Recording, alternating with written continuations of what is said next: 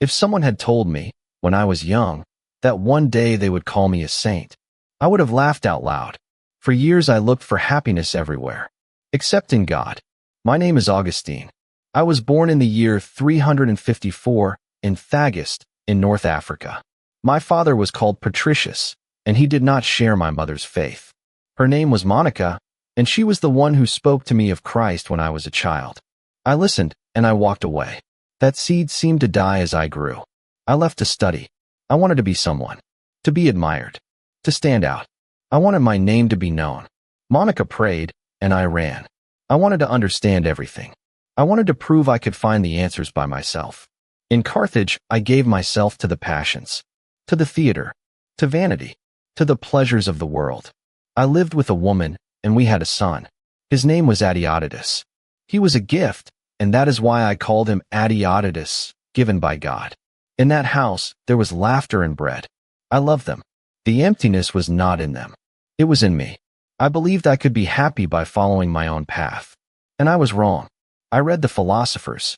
I followed Manichaeism for 9 years, looking for an answer to good and evil. I walked after a light that did not shine, until at last I met the teacher I had waited for, and I understood I had been worshiping my own intelligence. When I opened the scriptures, I despised them. They seemed poor to me. I judged them from pride. My reputation grew, and I was still empty. Monica did not stop praying. She wept. She insisted. She waited. A bishop told her that a son of so many tears could not be lost. She went home with hope.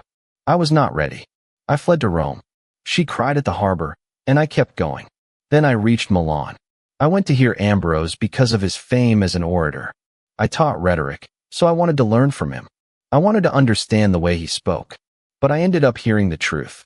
The scriptures I had despised had a depth I had never imagined. Faith became possible. My mind was beginning to believe, but my will was not. I wanted God, and I wanted my old life. It was as if two men lived inside me. One wanted to stand up. The other asked for a little more time. That is why I prayed an honest prayer, and a very cowardly one. Give me chastity and continence, but not yet. It was the summer of the year 386. I was in a garden in Milan. I could no longer bear being split in two. I wept. I asked myself, how long? How long will I keep saying, tomorrow, and tomorrow? Then I heard a child's voice, as if it came from a nearby house. It said, take and read. Take and read. I took the scriptures and opened the letters of St. Paul. I read that I must leave a life ruled by desire and put on the Lord Jesus Christ. It was not a spectacle. No angel appeared. It was an invitation, and the resistance ended. That day, I finally said yes. I did not become a saint in a minute. That yes was the beginning, not the end. In the year 387, Ambrose baptized my son and me. Monica was able to see us come home. In Ostia, my mother and I spoke of God by a window. Soon after, she died. She had planted a seed that took years to bear fruit. I wept, but I understood her mission. I understood the mission of Saint Monica. Adeodatus also died young. His life was short. I kept loving him, and his name stayed with me. Adeodatus, given by God. I went back to Africa, looking for a hidden life, living in silence. One day, I entered a church to pray, and the people of the town saw me. They asked me to serve, and they ordained me a priest. I had not sought it, and I wept. Then I became a bishop. The man who had fled now had to serve. I wrote the confessions, not to show off, not so they would remember my name. I wrote them to admit who I had been and who I had become by the grace of God. To say this, you have made us for yourself, O Lord, and our heart is restless until it rests in you. God did not erase my past. He transformed it. In the year 430, Hippo was under siege. I was sick. I was 75 years old.